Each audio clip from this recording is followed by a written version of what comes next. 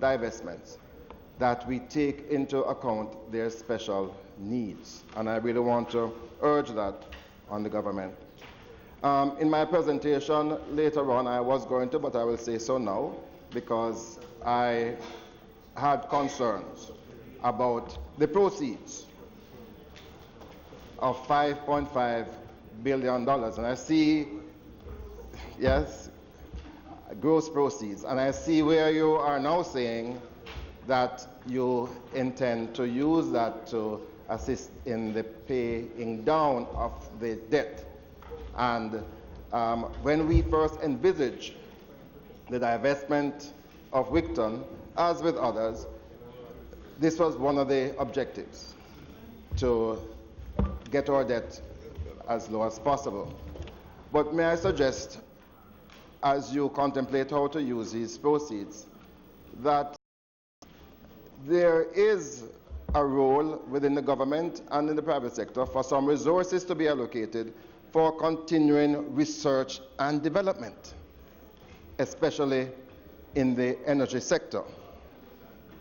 There is a role for the government to assist in the development of business plans, to assist especially small entrepreneurs to develop their projects, to provide full feasibility, and to offer them business plans. You know, we had done, Minister, in relation to hydropower in Jamaica, full feasibilities on a number of rivers in Jamaica, and they were ready for us to offer them to the private sector. I think these are some of the things that renewed PCJ could undertake now that you have taken away, now that we have agreed to take away this responsibility from them. I think it is something that they could embrace in relation to the science and research, and also the allocation of resources for the development of these business plans. So those are my suggestions, and I am sure there are some questions that will emanate from other members on this side in relation to your presentation. Thank you very much, Mr. Speaker.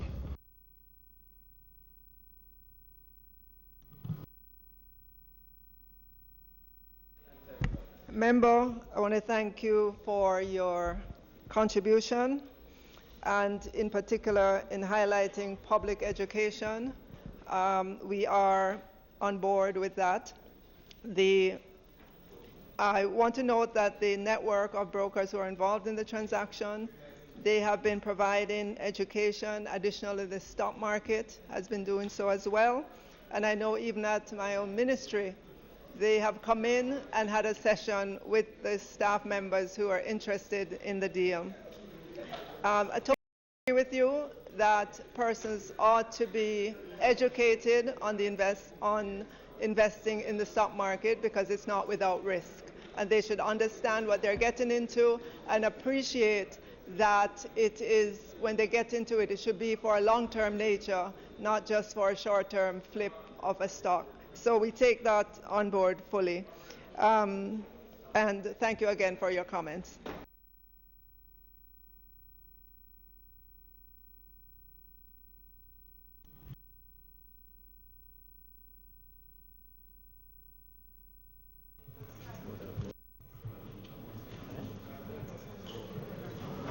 Announcements. No, Mr.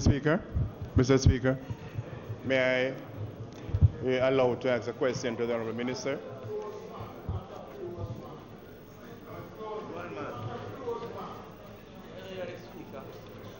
Mr. Speaker. You wanted to ask a question? Yes, sir. Yes, sir. Go ahead. Thank you, Mr. Speaker. Madam Minister, the citizens of Wigton constituency, part of the constituency which I represent, they wanted to find out whether or not the divestment here how will it affect the small farmers who now cultivate on the property? There will be no impact, no negative impact on the small farmers. I understand from Wigton that over the years, Wigton has rehabilitated a number of tanks on the property where the windmills are, where the farmers cultivate. Wigton has a very good relationship with the farmers. I don't expect that there'll be any change in that at all. They have been a very responsible corporate citizen, and I have every indication that that will continue. Announcements.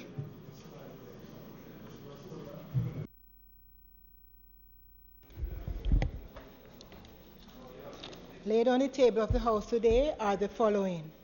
Annual report on audited financial statements of the Independence Park Limited for the financial years 2014-2015 and 2015-2016. Annual report of the Bureau of Standards for the year 2016-2017. Annual report on audited financial statement of the Registrar General's Department for the year 2016-2017.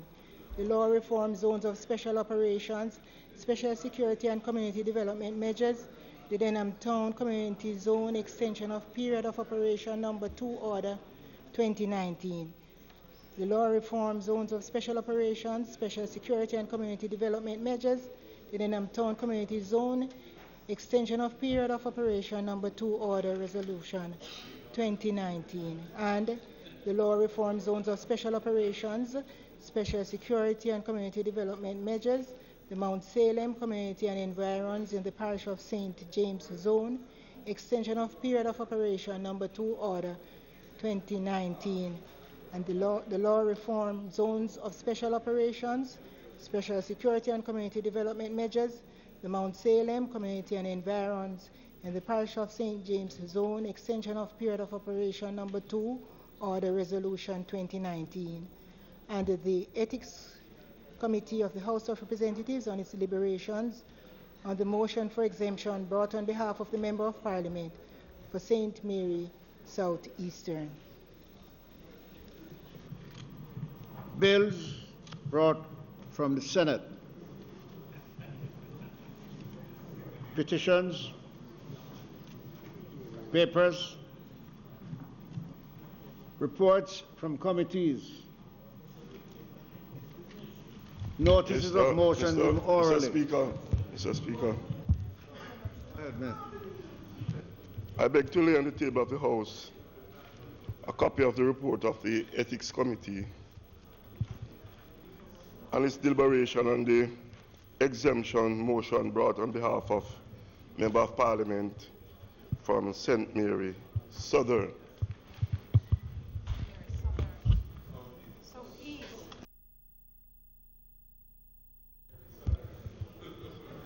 St. Mary Southeastern.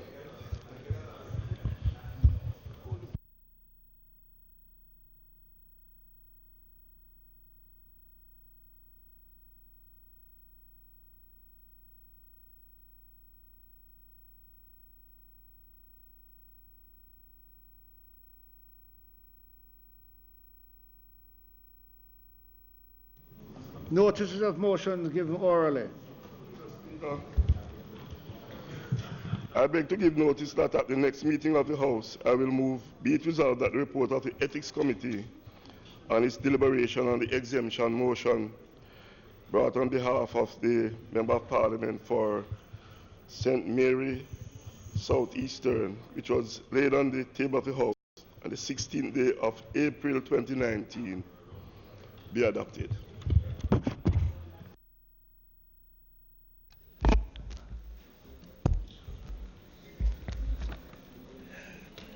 Mr. Speaker, I beg to give notice at the next meeting of the House, I will move the following motion.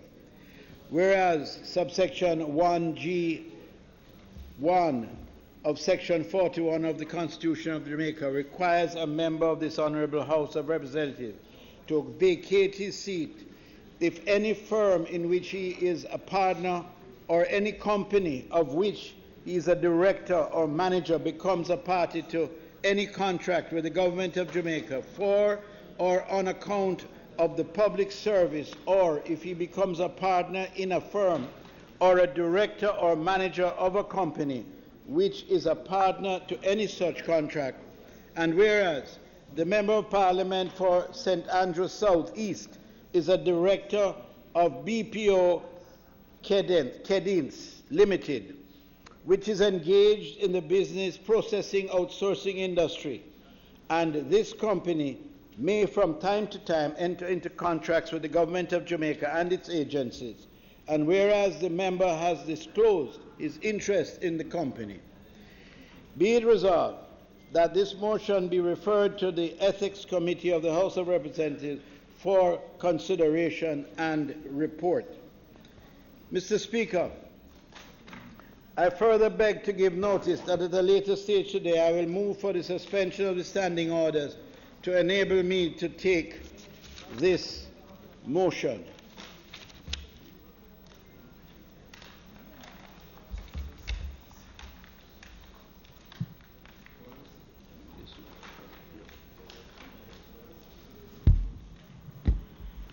Mr. Speaker, I beg to give notice that at the next meeting of the House, I'll move the following motions.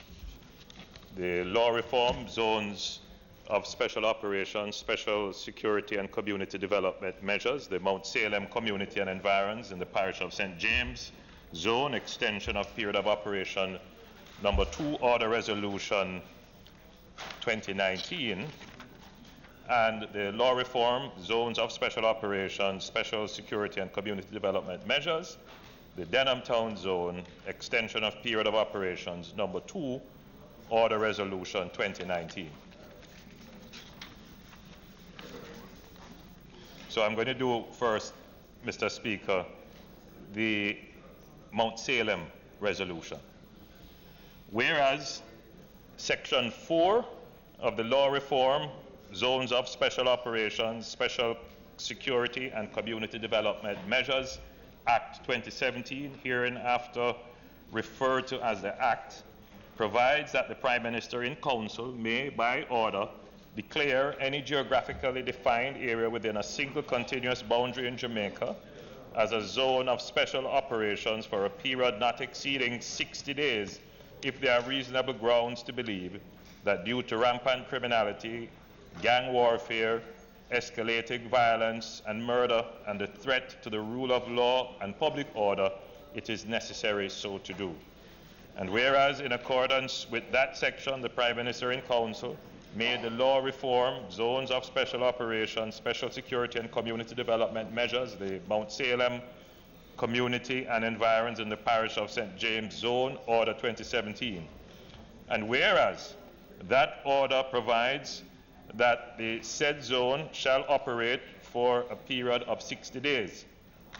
And whereas Section 5 of the Act provides that the Prime Minister in Council, after consultation with the Joint Command, may, by order, subject to affirmative resolution of the House of Representatives, extend the said period for such further periods, each not exceeding 60 days. And whereas on the 15th day of April 2019, the Prime Minister in Council made the law reform zones of special operations, special security and community development measures, the Mount Salem community and environs in the parish of St. James zone, extension of period of operations number 2, order 2019. Now therefore be it resolved by this Honorable House as follows. 1. The resolution may be cited as the law reform zones of special operations, special security and community development measures, the Mount Salem community and environs in the parish of St. James zone, extension of period of operation number 2, order resolution 2019, and 2, the law reform zones of special operations, special security and community development measures, the Mount Salem community and environs in the parish of St. James, extension of period of operations number 2, order 2019, is hereby affirmed. Mr. Speaker, I will now read into the record the resolution for the Denham Town zone of special operations. Whereas Section 4 of the law reform zones of special operations, special security and community development measures, Act 2017, hereinafter referred to as the Act, provides that the Prime Minister in Council may, by order, declare any geographically defined area within a single continuous boundary in Jamaica as a zone of special operation for a period not exceeding 60 days if there are reasonable grounds to believe that due to rampant criminality, gang warfare, escalating violence, and murder, that the threat to the rule of law and public order, it is necessary so to do. And whereas in accordance with that section, the Prime Minister in Council made the law reform, zones of special operations, special security and community development measures declaration of the Denham Town Community Zone number 2 Order 2017. Whereas that order provides that the said zone shall operate for a period of 60 days, and whereas Section 5 of the Act provides that the Prime Minister in Council, after consultation with the Joint Command, may by order, subject to affirmative resolution of the House of Representatives, extend the said period for such further periods, each not exceeding 60 days. And whereas on the 15th day of April 2019, the Prime Minister in Council made the law reform, zones of special operations, special security and community development measures, the Denham Town Community Zone, extension of period of operation number 2 Order 2019. Now therefore be it resolved by this Honourable House as follows. 1. This resolution may be cited as the law reform, zones of special operations, special security and community development measures, the Denham Town Community Zone, extension of period of operations number 2 Order 2019. And 2. The law reform, zones of special operations, special security and community development measures, the Denham Town Community Zone, extension of period order operation number 2 Order 2019 is hereby affirmed. Mr. Speaker, I beg to give further notice that at a later stage today, I will move for the suspension of standing orders to enable me to take these motions. Mr. Robinson.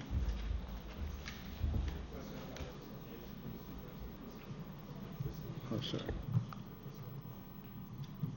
Questions and answers to questions. Mr. Speaker, at the expiration of 21 days, I intend to ask the Most Honourable Prime Minister the questions that have been tabled in my name. Mr. Speaker, after 21 days, I wish to ask the Ministers of Local Government, Community Development, and Science, Energy and Technology the following questions in my name. Mr. Motions Speaker, relating. I wonder if I could just Order, please.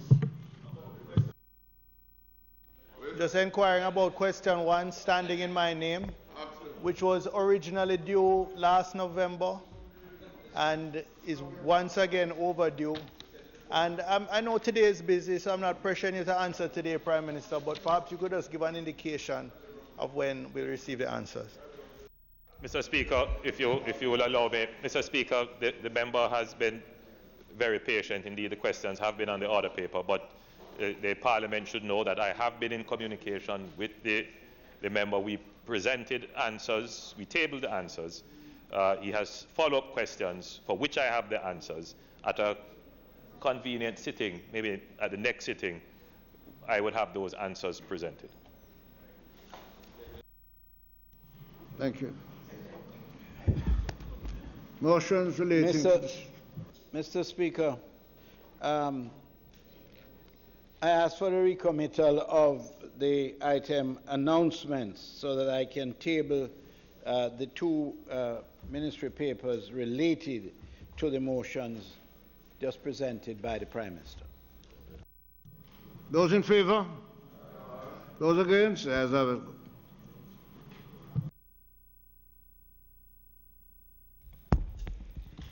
Also laid on the table of the House today are the following. Ministry paper number 3 of 2019 entitled The Law Reform, Zones of Special Operations and Security Measure, Special Security and Community Development Measures, the Denham Town Community Zone, Social Intervention, dated April 19, 2019.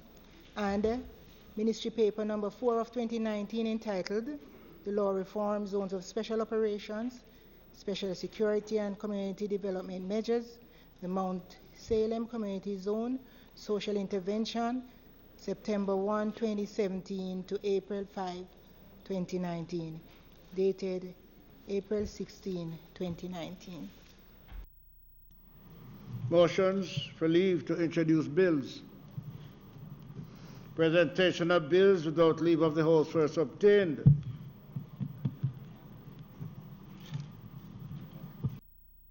Dr. Clark, I understand you wish to engage me. Yes, thank you, Mr. Speaker. Mr. Speaker, I now move to introduce and have read a first time a bill shortly entitled the National Contracts Commission Validation and Indemnity Act 2019. A bill shortly entitled the National Contracts Commission Validation and Indemnity Act 2019, read the first time. Mr. Speaker, I beg to give notice of second reading of the bill.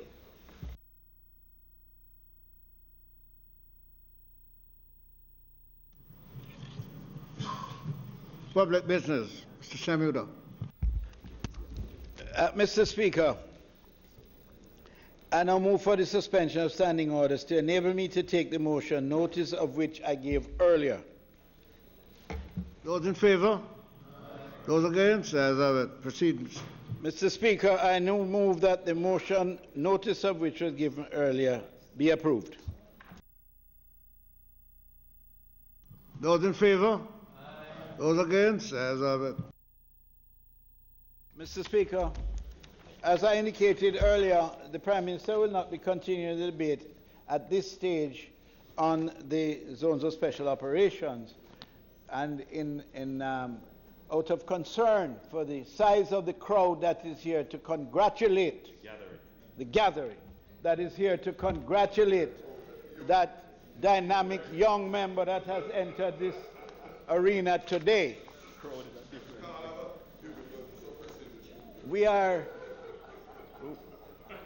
going to have the presentation by the Minister of National Security, who will make his sectorial presentation, and that will be followed by my beautifully attired young opposition spokesman, who will respond.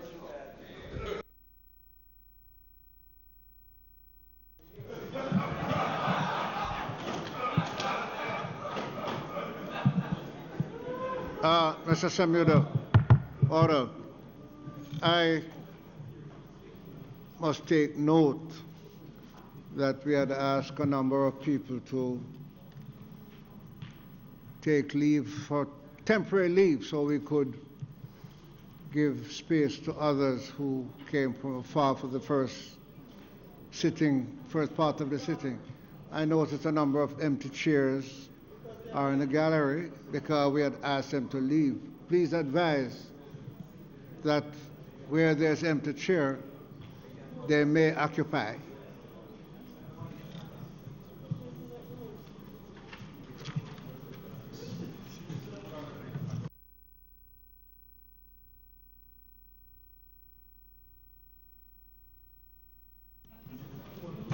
Dr. Chang.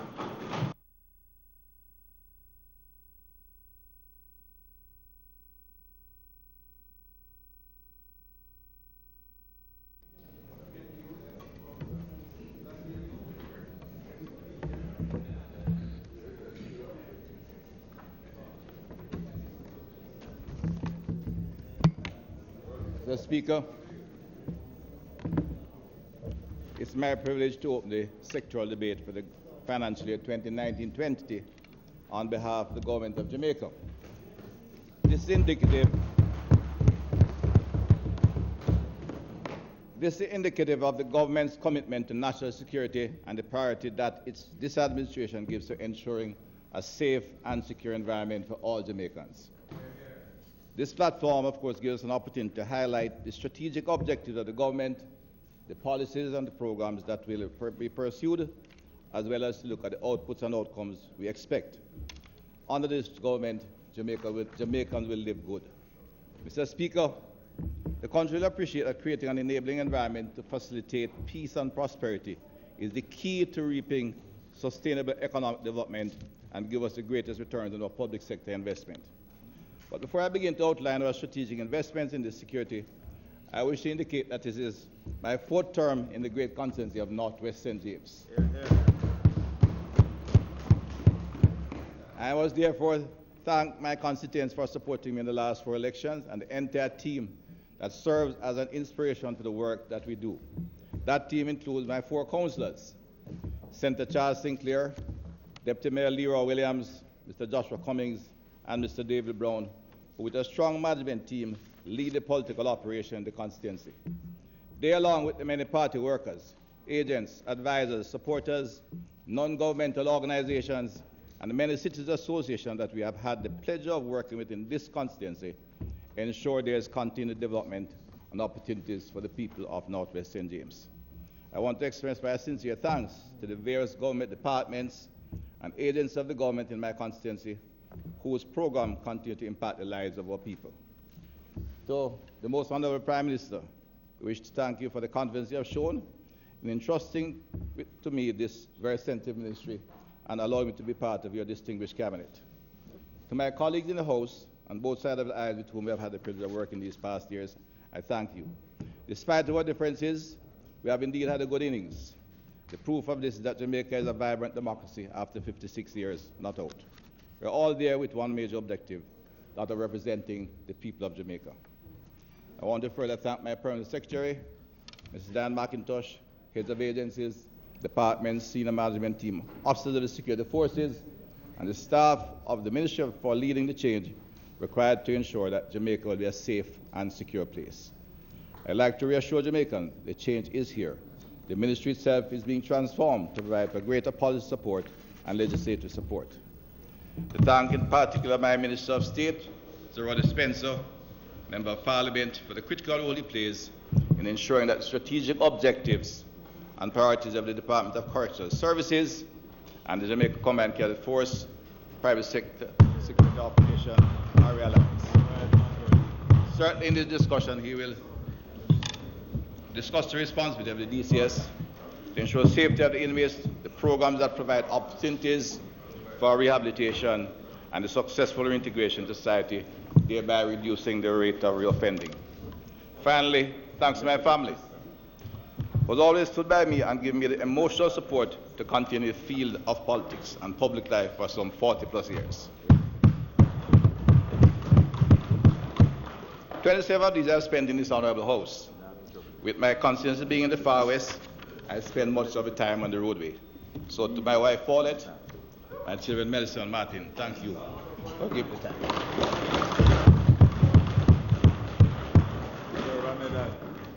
Indeed. To God I give thanks who has protected me over these many journeys. Now, Mr. Speaker, I want to especially welcome members of the constituency, and particularly some students from the Flanker Community Assisted Training Program and the Glendevon Center of Excellence, operating in collaboration with the Hearts Trust.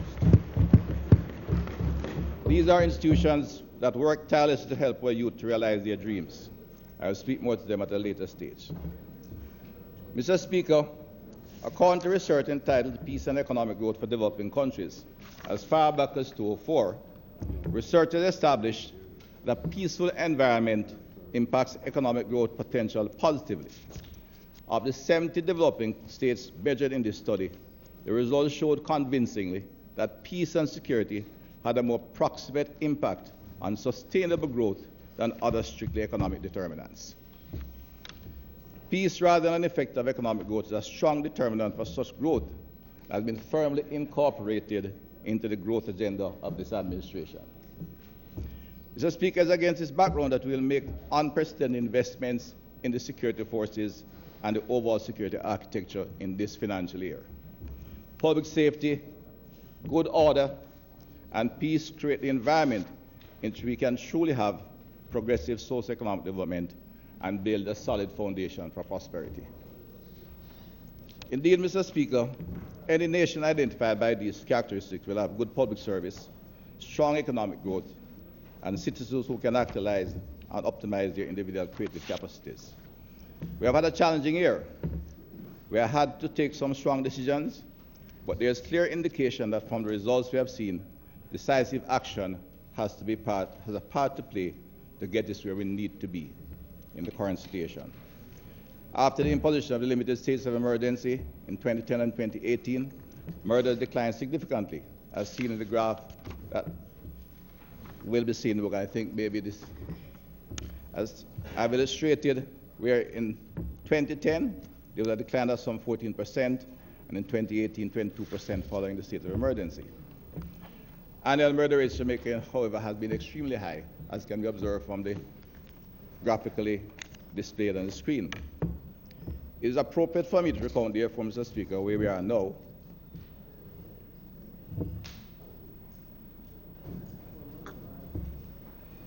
The working conditions of our police officers in the Jamaica Constabulary Force had never been given the consistent priority focus required. I dare say it is not seen as an exciting year of expenditure.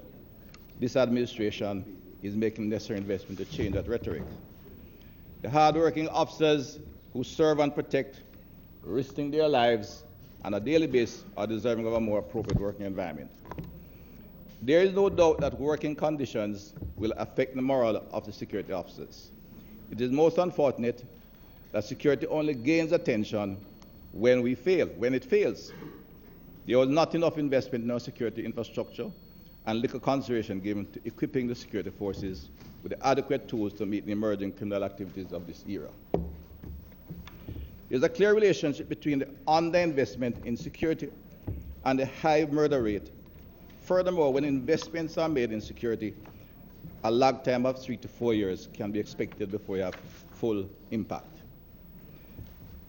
I have done another diagram which shows the level of capital investment in constant dollars in the Jamaican economy over the last decade. A quick look at that will show that pre-2007, there was little or no investment in the capital investment in the security services. By 2007, crime spiked, moving at a dramatic rate to reaching murder rates well over 1,000. For 3 years, there was significant investment and introduction to a restricted state of emergency. The murder rate dropped significantly, but not to the level it was acceptable. That investment, of course, had some sustainable impact, and we could see some marginal reduction over a 4-year period. But during those 4 years, we saw a return to unnecessarily low levels of investment in security. The diagram is clear. The blue bars were done, they are done in constant dollars, taking into account inflation. And we can see that at the end of the 4-year period, with little or no investment, crime took a dramatic rise. And by 2016, we're again back to the levels we were in the 2006 and 2000 era. Mr. Speaker, research was done by my security advisor, a superintendent police officer, who took the time out to do this and has his degree in his master's in economics.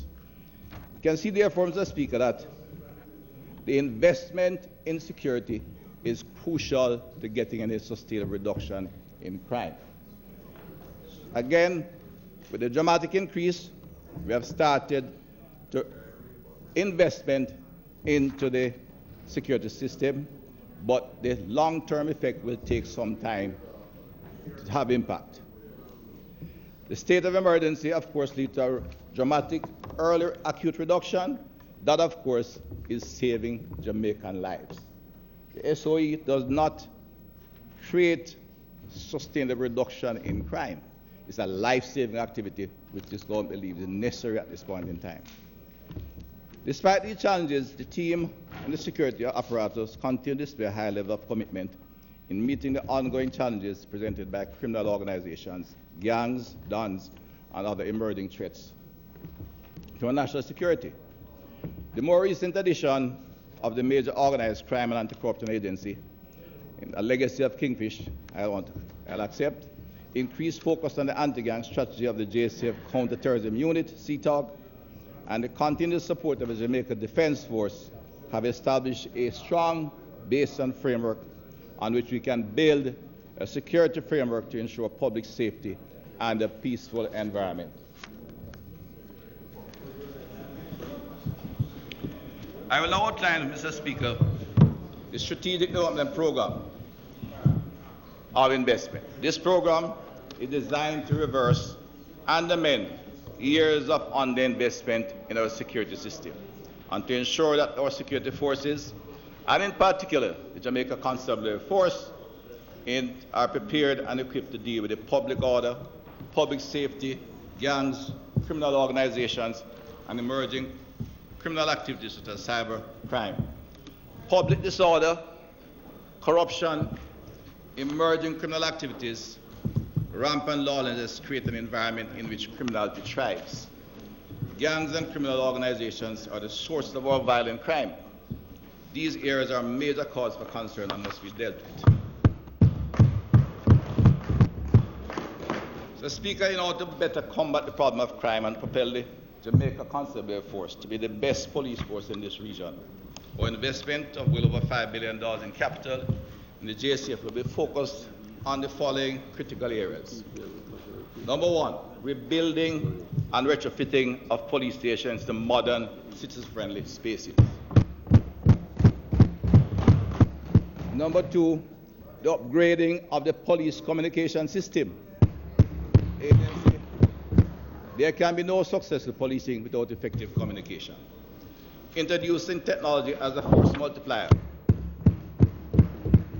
Improving police mobility. And of course, the internal restructuring and expanded training of police officers.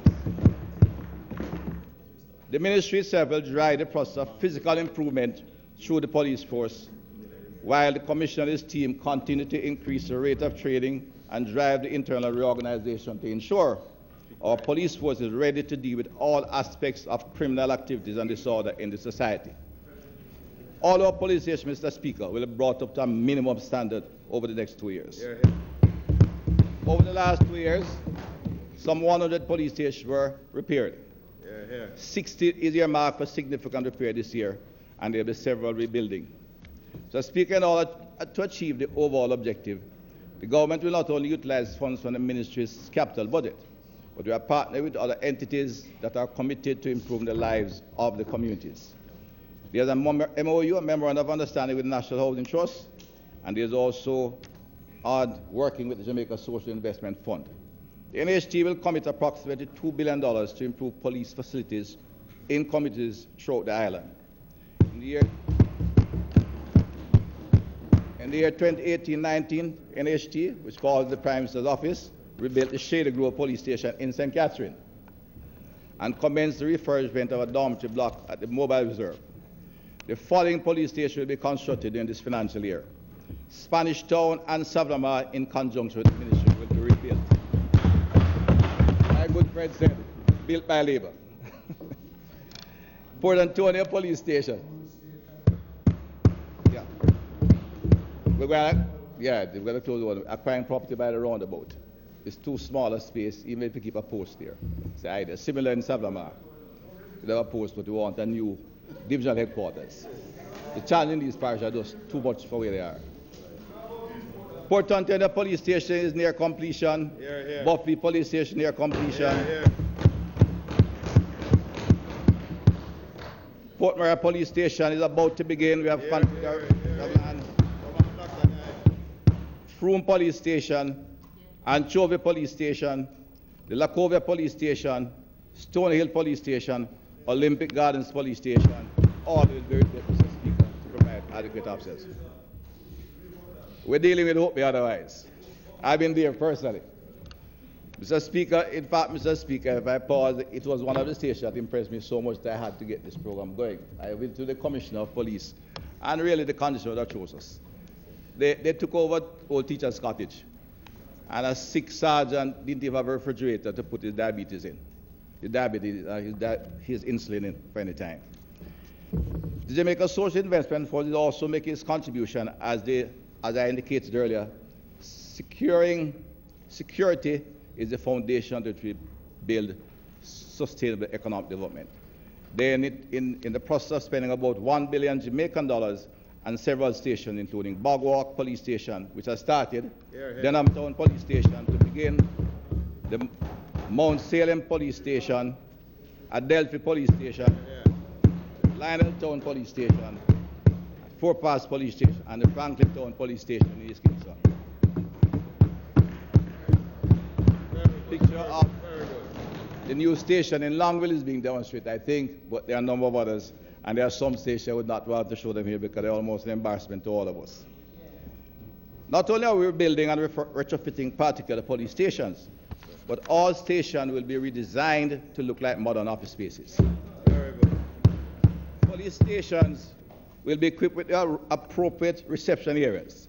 This guard room business, now look at narrow space where people have to go and speak, is grossly inappropriate for any kind of public office. That's right. That's right. Interview rooms will be especially designed to ensure privacy, yet transparency of the officers recording statements and the citizens who come in to file sensitive complaints, especially persons who come to make reports concerning intimate partner violence, domestic violence, and sexual abuse. Too often such victims are reluctant to come forward because of intimidation and the lack of appropriate environment. Reports of violent conduct of this nature are often only made when it's too late. All persons seeking the assistance of the police are clients of the government and the public. We must treat them with the dignity they deserve. Our officers, of course, will be enlisted in the requisite training engagement programs as good customer service personnel. This is essential to proper support as well.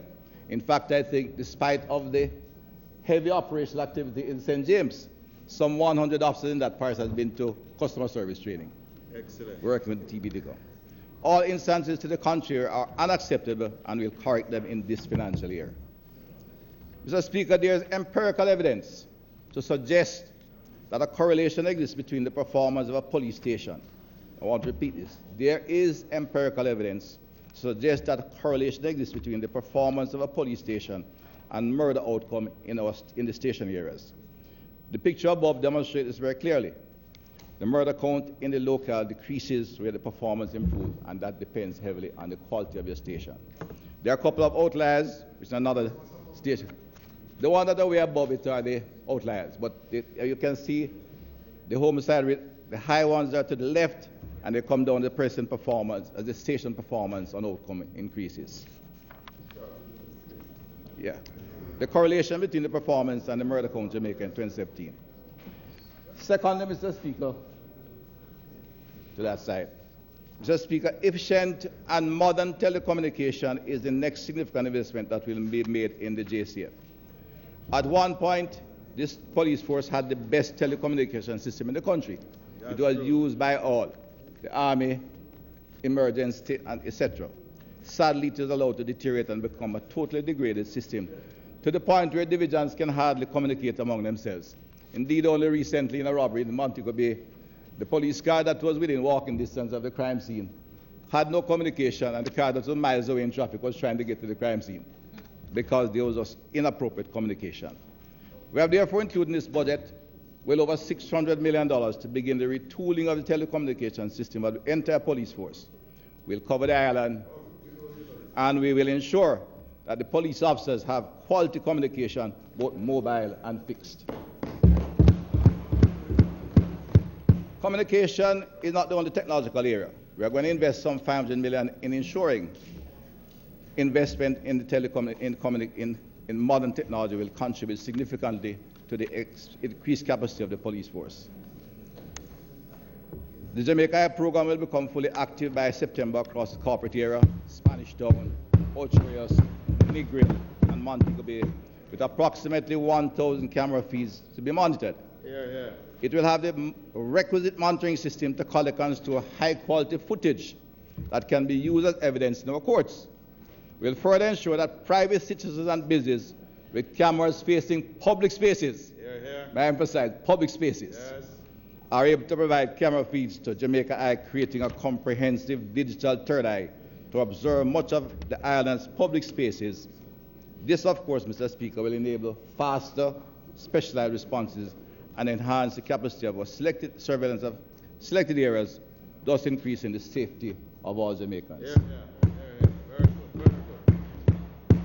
This investment in Jamaica will give the police the appropriate counter strategy to intercept, curtail the movements of criminal gang members, the dons and their facilitators across Jamaica. Here, here. Further investment in technology, Mr. Speaker, will ensure not only increased capacity, but invest in efficiency and capacity. In addition to Jamaica, the entire JCF, a large organization of nearly 14,000 bodies and multiple informations, is committing to enhancing efficiency, accountability, and optimal performance through the institutionalization of a technology governance structure. This year, there will be significant updates to the enterprise resource management system. This will see improvements in several internal business processes to include records management, fleet management, facilities management, and case management. The implementation of the electronic station record management system will replace the traditional big book in the guard room. Very good. This is something I know many officers and the wider public and the laws are looking towards, and I think all Jamaicans who understand how the system operates. Police mobility, Mr. Speaker, is crucial in Jamaica. In fact, many call for police stations, sometimes our additional police station would not be there because it is far more efficient to have a mobile police force that is properly equipped. The next prong, therefore, strategic investment in the police force is in the area of mobility. This year, $1 billion will be spent investing in the area as we recognize the mobility is critical to the efficient function of the police force. The total demand at this point is a minimum of 1,600 operational vehicles. Last year, the JCF received 260 new motor vehicles and 100 motorbikes. This year, we are proceeding to expand by adding, we anticipate about 400 motor vehicles and 60 new bikes. This will ensure that the Public Safety and Traffic Enforcement branch will have satisfactory mobility and the entire force will have adequate mobile capacity to, among other things, challenge the criminal gangs and dons anywhere, anytime. We will not just be adding more vehicles to the fleet in a vacuum. The plan is to implement an efficient fleet management system. In fact, some of them to have discussion with a system called the AMBER system being used by the Jamaica Defence Force, which provides the facility to manage your fleet efficiently and well in order to optimize use and ensure accountability. This way you can actually determine a vehicle, where the vehicle is, how much gas it's using, how efficient it is, the condition of the engine, when it's time for service it, and in fact you can even lock it down when it's due to come in for service and go and collect it and take it to the service station. So we are looking at management of the fleet in a much different light. Vehicles will be outfitted with vehicle tracking for effective and efficient deployment. We will not allow the new vehicles acquired to run down and be smashed. But we are also examining, as a matter of policy, public safety team on the screen. But we are examining, Mr. Speaker, as a further development in this area, with the Ministry of Finance and the Public Service, a depreciation policy to ensure that vehicles, after they have served a certain efficiency threshold and a lifespan determined by depreciation, they can be valued and auctioned. This will prevent police stations having all these old vehicles packed around and officers have to go in them. They also encourage the officers to maintain the vehicles because they will be of value at the end of the 5 or 6 year period that their depreciation takes them to. And of course, the Ministry of Finance will do the valuation through the normal survey department and organize the auction on behalf of government. But it means that each year we will replenish the fleet by a certain minimum number. And therefore we can look towards having an efficient mobility fleet for the police. I must briefly address, however, the used car issue which has been dogging the ministry for some time. This matter is not yet resolved, but we have made significant steps in bringing the issue to a close. I would just like to take the opportunity to remind this Honourable House that the proper procurement procedures were followed. Here, here. This ministry will ensure the government recovers its full money. Here, here. Going forward, however, Mr. Speaker, going forward, all suppliers, though none, to the Ministry of National Security will be vigorously vetted for financial viability before contracts are awarded in any matter. Mr. Speaker, this year we'll invest in the proper outfitting of our officers, requisite uniform, and equipment. Too often, Mr. Speaker, the only tool of a police officer is a sidearm. And when faced with an aggressive crowd, he has no choice but to shoot, and then he's charged with extrajudicial killing. This, Mr. Speaker, is not fair to our police officers. We're in an environment where there are over 2,000 shootings per year and over 1,000 murders perpetrated by heavily armed gunmen. Our policemen have to be properly and adequately equipped to secure peace and ensure public order. But in order to be a professional, they'll be properly equipped. They'll be provided with a selection of less lethal kits, which can include batons, tasers, handcuffs, flashlights, pepper sprays, along with their handcuff, which is not really part of the kit, particularly those officers operating in highly dense public spaces that often come in contact with relatively aggressive crowds, but not necessarily crowds that will hurt them. In that regard, special attention will be given to the individual police officers from the PSTB and the Mobile Reserve. Mr. Speaker, this is critical to the evolution of our police force. Funds are being made available to ensure, too, that police have requisite equipment to meet the demands of their tasks. Proper helmets for those who require them. Yes. Up-to-date ballistic vests, yes. Mr. Speaker, for all police. Yes. Body cameras owned by the JCF will be used not only to monitor the work of the police, but to provide support and insight concerning police conduct in behavior in high-pressure situations to ensure that in the long run they adopt best practices as professionals practicing their. The professional review of 19 territorial police divisions suggests that an additional 4,000 members are required to ensure adequate staffing of our police force. That is the territorial police alone, which is a big block, 19 divisions across the island. The Commissioner and his team will be training additional police officers. We expect to achieve at least 1,000 this year. By next year, by the end of the year, we expect to be going to 1,500. While these numbers are being expanded, Commissioner and his team will be reorganizing and remissioning Inspectorate of the Constabulary Force, which will be rebranded the Professional Standard Branch of the Police Force. The Mobile Reserve will be restructured and placed in a position to be more effective and to respond to the many hotspots across the island more effectively. The Counterterrorism and Organized Crime Investigation Branch, CTOC, will have a special subgroup dealing with anti-gang, and of course there will be a cybercrime department in the new police as we go forward. I want to end this section concerning our investment, Mr. Speaker, in the JCF by announcing 2 additional significant infrastructural investment reflecting the new direction of the police force in the west and the east. Because it is unfortunate that our major cities, Montego Bay in the west, northwest specifically, the corporate area in the east, have become hubs of criminal activity. This government therefore undertakes significant projects as an investment to secure the peace and safety of our future generation, in particular urban centers.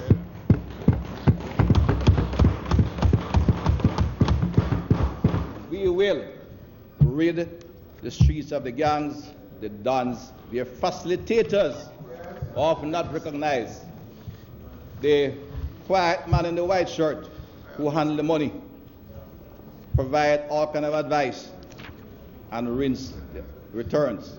Yes. They are the facilitators that lead to corruption into the entire system. Yes. These gangs continue to wreak havoc in the communities and our public spaces. Mobile West will be constructed in Montego Bay, St. James, to provide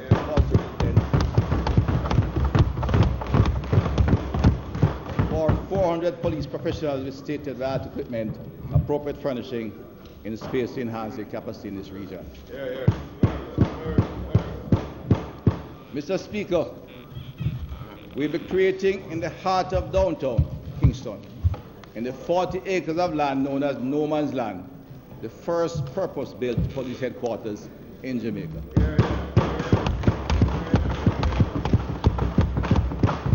This facility will host some 2,500 police officers.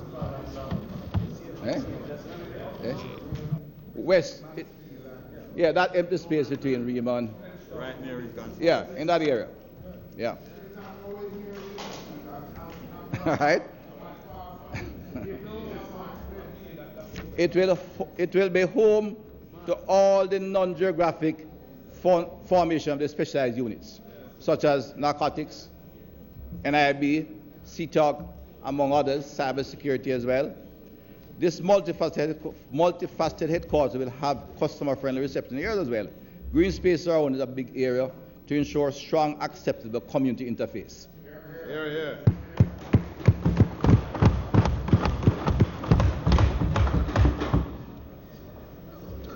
This will represent the transformative approach this government is taking to building the new Jamaica.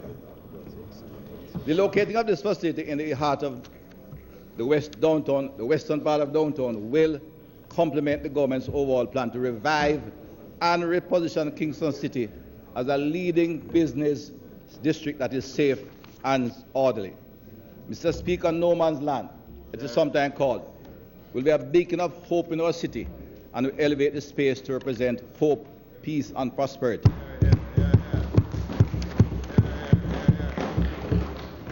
This empty piece of land in the middle of an era of social conflict, in fact political conflict in time, could be seen as an era of despair, where the police was once viewed as oppressive, will now become a beacon of hope for the people of the area. I must again interface the Prime Minister's portfolio because I want to reassure the public and all the residents in this area. We do not intend to dislocate the people and throw them out of Western Kingston or Southern St. Andrew. No. The National Trust will undertake to ensure provision be made for all socio-economic groupings in the region, adequately accommodated. There will be new jobs in the area, and we expect that there will be, as downtown Kingston returns to its primacy, we will see various segments of the population working there. And we expect homes, family homes, for attendants, cleaners, lawyers, doctors, and business leaders, all being able to live together around a shared, peaceful urban space.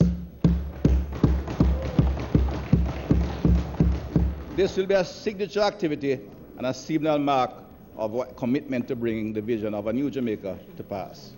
While we cater to all socio-economic groupings, we'll ensure that the culture and energy of Trenchstone Rock is preserved. It must be a vibrant and healthy community, and the police will ensure peace and safety for all. I am pleased to announce that the Commissioner of Police, as indicated before, will engage in a process of expanding training opportunities and introduce a transparent process of promotion and extension of the officer corps. No longer will upward mobility be seen as a scarce benefit offered only to a select few. Promotion will be done on an objective and orderly basis, and discretion will be extremely limited. It will be a matrix of an exam, performance evaluation, length of service, and of course the integrity of the relevant officer, and interviews where necessary, especially as they go into the higher ranks. This is done to ensure we have the appropriate depth of leadership going forward. We have decided, Mr. Speaker, to face the broad reality that unless the police force has strong, adequate internal controls and oversight that ensures professional standards and accountability, we'll never have a strong police force. We are serious about giving resources in this area. The professional standards and accountability branch of the police force is now headed by DCPA. I am confident that his presence will send a strong signal concerning the new strategic direction of this unit. The police must develop their own professional standards, monitor them, apply them, sanction when they are breached. This way we can assure the public of having a professional body, independent, strong, and committed to law enforcement, and free of the level of corruption they often asserted. Mr. Speaker, our team of scientists at the Institute of Forensic Science, and I want to turn attention to another branch of what is the police, but now independent, Institute of Forensic Science and Legal Medicine led by Dr. Judy Mowat. The forensic lab, as it is commonly known, will continue to play an extremely valuable role in crime fighting. I want the public to note we have increased the number of trained pathologists at the lab from 1 to 6, and all of them primarily Jamaicans. And it took some time training, so others can take some. My colleague was there, started, I think, to start even before our time. But this will reduce the waiting time, in particular for pathology reports, which have been a major problem for those who interact with the police. We have had families coming home from overseas, and they have to go back because they cannot get a pathology report and to put their loved one away. On the other hand, in these modern times, Mr. Speaker, science has become as important as first-person affidavit in committing criminals. Forensic science will not only assist to lock away hardened criminals. Yeah, that's coming as well, right above there. We have committed funds. But will protect witnesses from the inform of a dead culture. With the investment of some $200 million into this agency, we will see an increased use of DNA, biological evidence, ballistics, and a full suite of scientific protocols in our fight against crime. With a long-awaited autopsy suite, significant increase, Mr. Speaker, in the ease with which you can provide autopsy reports. The lab's capacity. But I want to say, as this brings me near to the end of the investment in the police, to make some comments. As I've indicated, it takes a long time of up to 3 years to have full impact of this kind of investment. Maybe less, but there are a number of immediate things that will happen that the public can take comfort in and that will impact on the quality of life of the public. One of the greatest contributions to pump this all into today's Jamaica is in discipline our roadway, in discipline on the roads of Jamaica, bad driving, right? I have my good friend from the corporate here, some men on Redhills Road. They run off man, beast, and bee off the road. There are some 4 agents involved in the ticketing process, but the process is dysfunctional, and for too many years we take time blaming each other. Today the courts, tomorrow the police, and the police are accused of corruption, all kinds of things. The police is busy giving out thousands of tickets. But those who are involved and those who are committing the wrong know that unless that in fact there is no consequences failing to recognize the tickets. So you have those bad drivers accumulating 500, 600, 7 tickets on a repeating basis because the system is dysfunctional. I've given a commitment to my government, and I'm giving a commitment to Jamaican people that by mid-year this year we'll fix the system. Right? There's a traffic ticketing management system acquired from some time back, in fact, my colleague here started work on it, but the system was adopted when the member from Central Manchester was there. My colleague reminded me, not so bad after all. A young man from Central Manchester. Right? But the system was never properly operationalized. And the team is here seeking new software and hardware if necessary to ensure that we can have development and implementation of an electronic warrant module in the TTMS system. Once we can do that and ensure that those who receive the tickets will in fact have consequences when they breach the Road Traffic Act, that will begin to restore order to our public highway, and the public will see a major difference in how they operate, and public space will be safe. Secondly, Mr. Speaker, entertainment is one of Jamaica's biggest industry. It offers opportunity to many of our low socio-economic group, and we have many who succeed and make major contributions to the country. Unfortunately, in the current legislation, there's always conflict between entertainers and the police. Let me just take it up to remind the public. Police officers are charged with enforcing the law. The current Noise Abatement Act says midnight during the week, 2 a.m. on weekends. I cannot ask the police to use discretion. The law says so.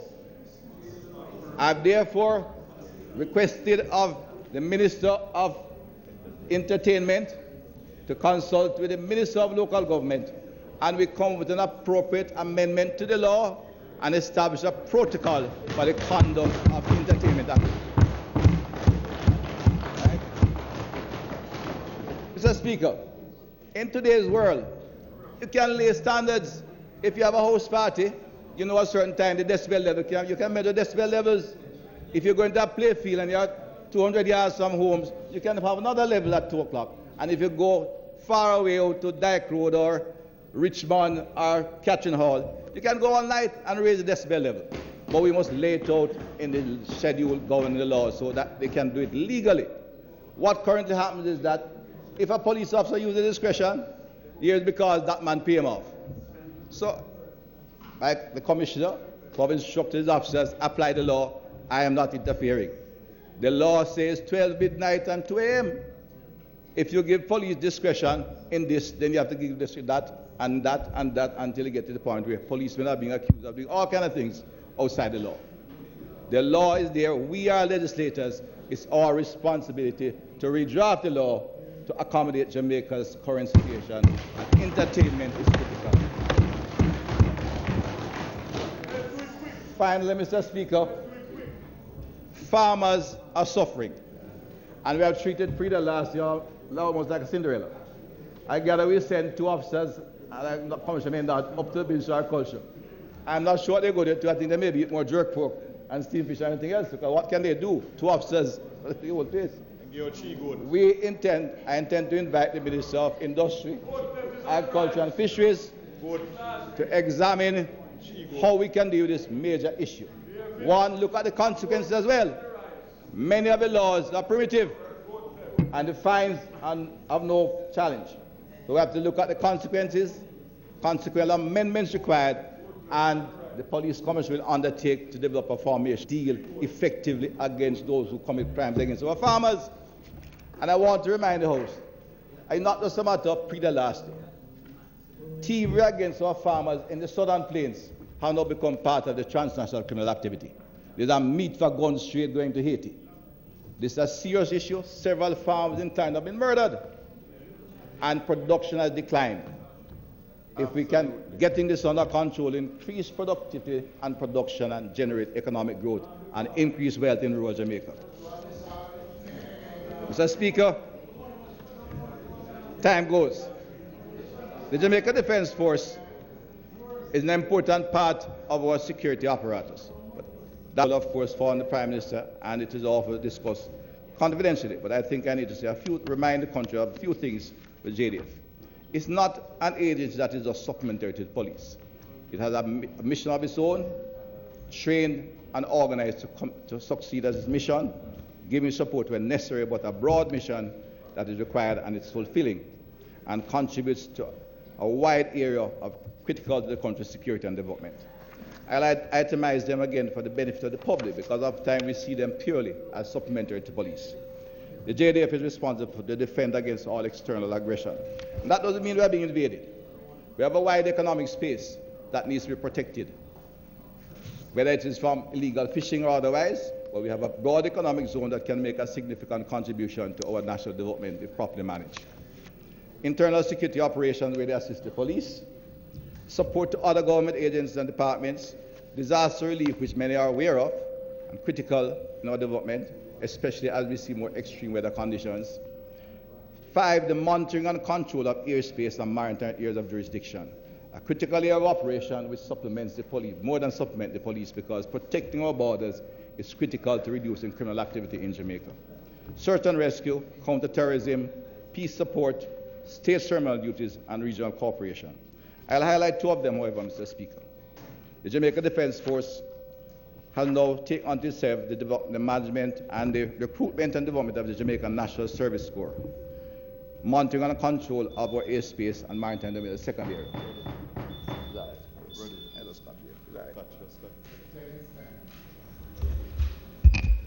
Just give me enough time. Mr. Speaker, I move that the member's time be extended sufficient to allow him to continue his presentation, providing it does not exceed 15 minutes.